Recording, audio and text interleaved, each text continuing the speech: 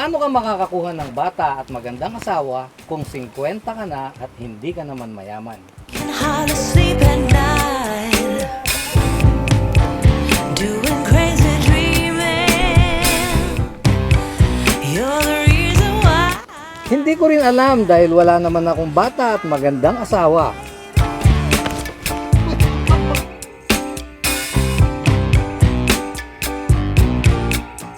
Well, hindi ko rin alam. Pero meron akong maganda at batang asawa at hindi ako mayaman. I am poor as a rat, believe it or believe it. Ito'y hindi para sa inyong mga DOM. Ito'y kwento ng isang nagmahal, nag-Saudi, iniwan, nasaktan at nag-move on.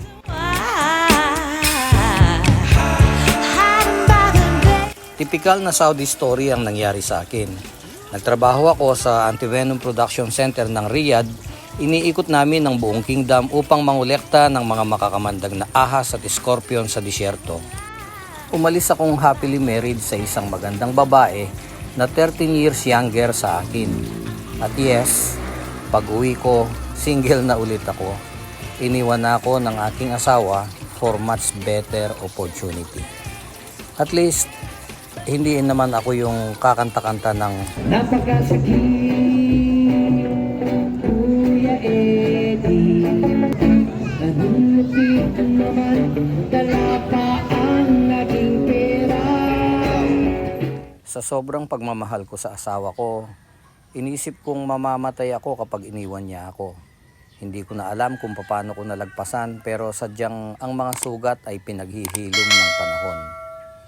Nang mahimasmasan na ako, hinarap ko ang aking maliit na negosyo at sumumpa ako sa aking sarili.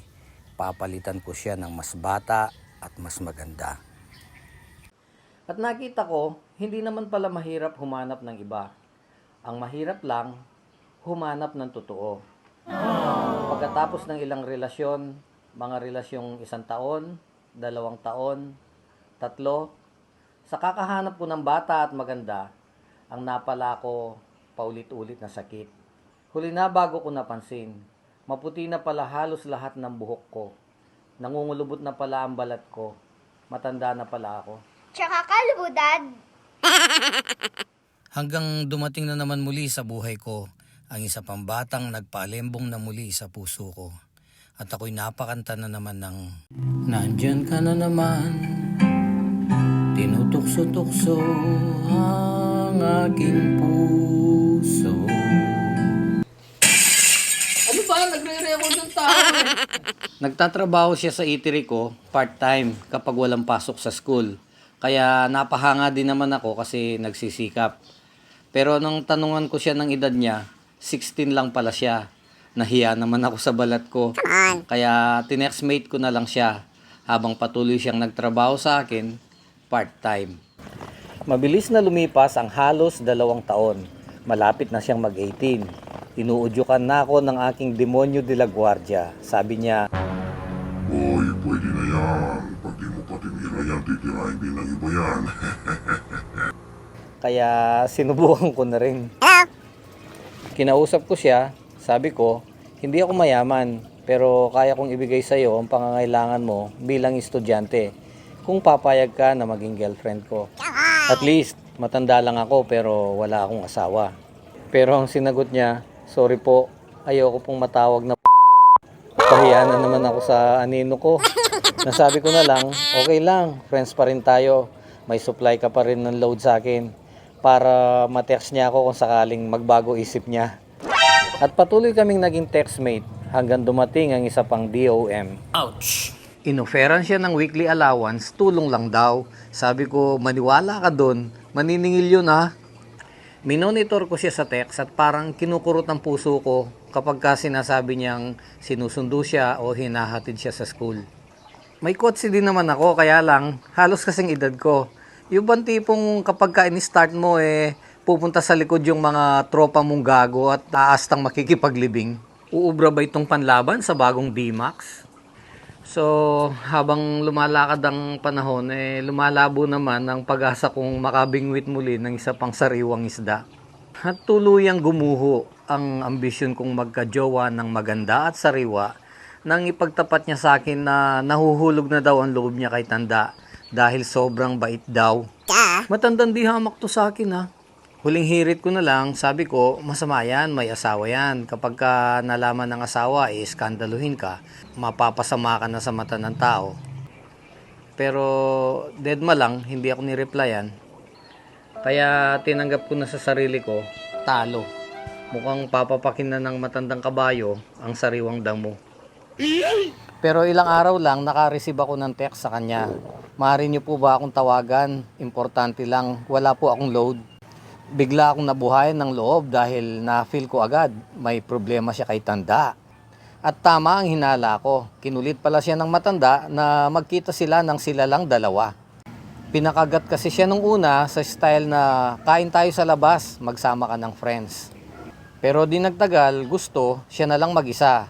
Natural, di ba? Ang nakakatawa dito, pinanguan niya yung matanda pero nagsama pa rin siya ng friend. Ang siste, nung makitang may kasama pa rin siya, ang DOM na imbierna, diretso lumayas at hindi na bumaba ng sasakyan. Ang problema nila ngayon, wala silang pamasahing pauwi, kaya to the rescue siyempre ako. At yun ang simula, parehong style ng DOM pero hindi ako nagmadali. Kumakain kami sa labas, namamasyal, pero hinayaan ko lang siyang magsama lagi ng friends. Hindi ko hiniling na lumabas kami ng kaming dalawa lang. And the rest is history. Yun ay 13 taon na ang nakararaan. Sa kabila ng nalaman niya na wala naman akong maibibigay na magandang buhay sa kanya at sa kabila ng agwat ng edad namin, ay pumayag pa rin siyang maging katuwang ko sa buhay.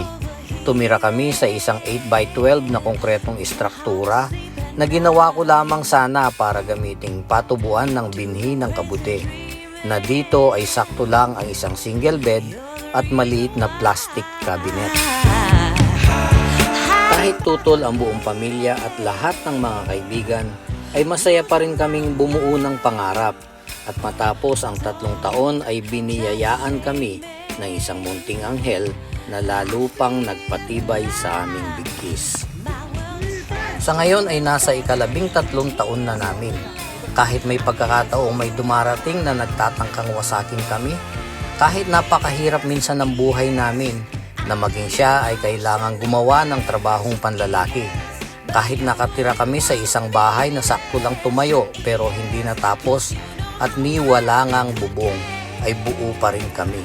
Isang pamilya na sinasamantala ang lahat ng pagkakataon para maging masaya.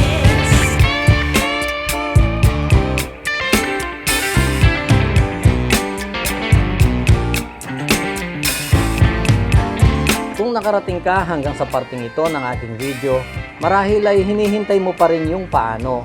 Nasa kwento naman, hindi ba? Gumugol ako ng panahon, nagtiyaga, hindi ako nagmadali. Naghintay ako ng matagal. Beyond those computer and gadget screen is a hater.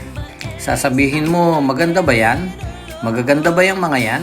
Ang masasabi ko sa iyo, Utoy, oo, magaganda. Kasi ang kagandahan ay nasa tumitingin.